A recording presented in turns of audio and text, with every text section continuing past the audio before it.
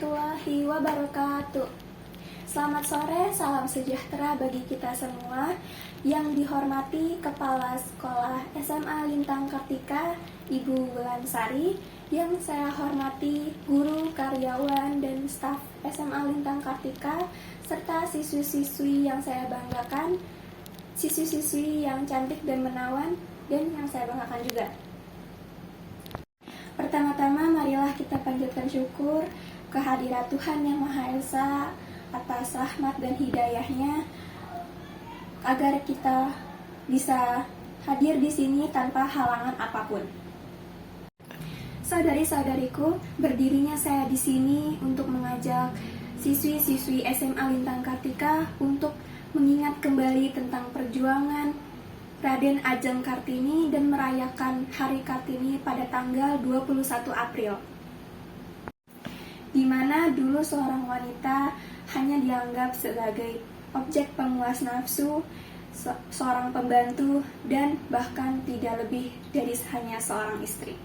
Saudari-saudariku, wanita atau kaum Hawa adalah makhluk yang paling mulia di dunia ini, bahkan di alam semesta ini. Semua kitab-kitab juga menyatakan bahwa wanita adalah yang paling penting dan mulia di dunia ini. Wanita atau kaum Hawa lahir dari tulang rusuk Adam. Mereka adalah ibu dari para manusia, dan betapa besar kasih sayang mereka untuk manusia dan juga anak-anaknya. Namun, wanita seringkali diperlakukan semena-mena oleh kaum laki-laki. Bahkan mereka tidak segan-segan memperlakukan wanita seperti objek. Saudari-saudariku, dulu wanita di Indonesia juga mengalami hal yang sama, di mana dulu wanita dilarang menempuh pendidikan lebih jauh atau menempuh pendidikan sama sekali. Mereka tidak diperbolehkan untuk belajar, bekerja, ataupun melakukan hal lain yang sama seperti laki-laki. Dulu wanita terbatas dalam melakukan apapun. Bahkan jika dulu wanita diperbolehkan untuk bekerja, maka mereka tidak akan diupah sama sekali ataupun diupah lebih rendah daripada laki-laki. Jika wanita diperbolehkan untuk bekerja, maka mereka hanya akan digaji sangat sedikit.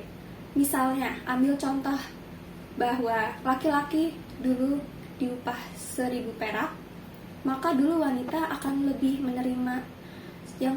akan menerima lebih sedikit daripada itu. Contohnya seperti 200 perak atau hanya 100 perak saja. Namun semua itu berubah semenjak ada seorang wanita yang menyuarakan tentang keadaan wanita Indonesia pada saat itu, dan beliau bernama Raden Ajeng Kartini. Beliau menyuarakan kepada masyarakat tentang keadaan kondisi wanita Indonesia yang sangat menyedihkan saat itu. Kartini adalah seorang wanita Jawa yang lahir di keluarga bangsawan.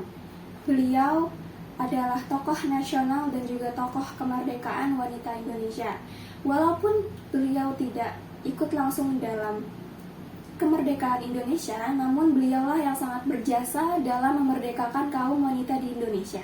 Ia dilahirkan di keluarga bangsawan di Jawa dan yang berada di Hindia Belanda atau sekarang yang kita sebut sebagai Indonesia.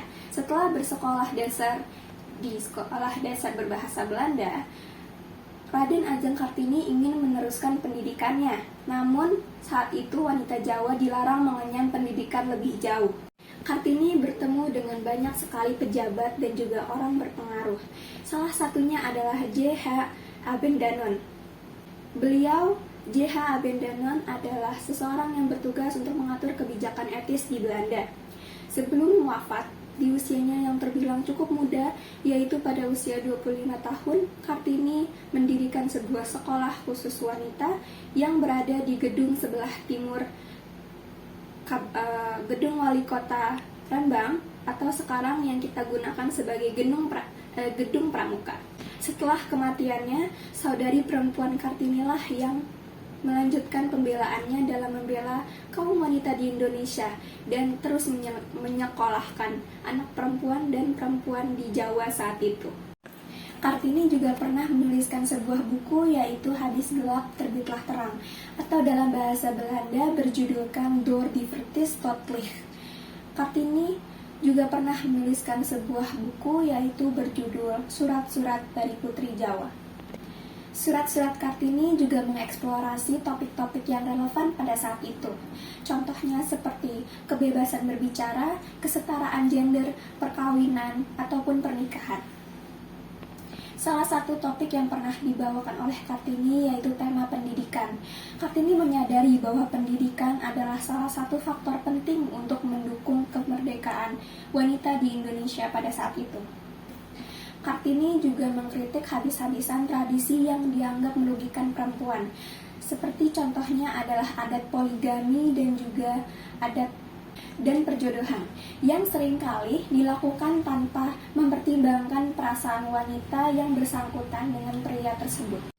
Kartini juga menunjukkan kegigihan, kecerdasan, dan keberaniannya dalam memperjuangkan hak-hak wanita Indonesia dan menjadi seorang wanita muda yang ingin melanjutkan hak-haknya. Dalam surat-suratnya juga, Kartini menunjukkan dan memberanikan diri untuk mengkritik budaya patriarki yang sangat-sangat mengatur kehidupan wanita di Indonesia pada saat itu. Habis gelap terbitlah terang juga mengungkapkan bahwa setiap manusia pasti mengalami masa-masa sulitnya, namun juga akan mengalami masa-masa yang membahagiakan. Maka dari itu, kita sebagai putri Indonesia haruslah memperjuangkan dan mengingat jasa era Kartini dan meneruskan perjuangannya dalam memerdekakan wanita Indonesia yang di masa ini mungkin ada beberapa yang masih belum merdeka. Contohnya di Papua atau di Sumatera di sana.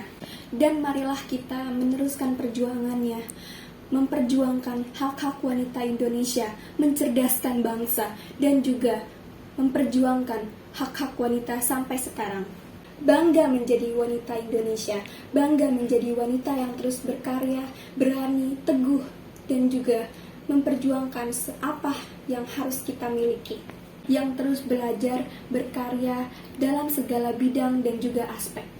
Hanya itu yang bisa saya sampaikan. Saya harap siswi-siswi SMA Lintang Kartika dapat menerapkan ajakan saya untuk tetap meneruskan perjuangan Ibu kita Kartini dan mengenang jasa-jasanya. Bahwa pentingnya kita merayakan Hari Kartini dan juga mengenang jasanya serta para wanita terlebih dahulu yang berjuang di jalannya. Hanya itu yang bisa saya sampaikan.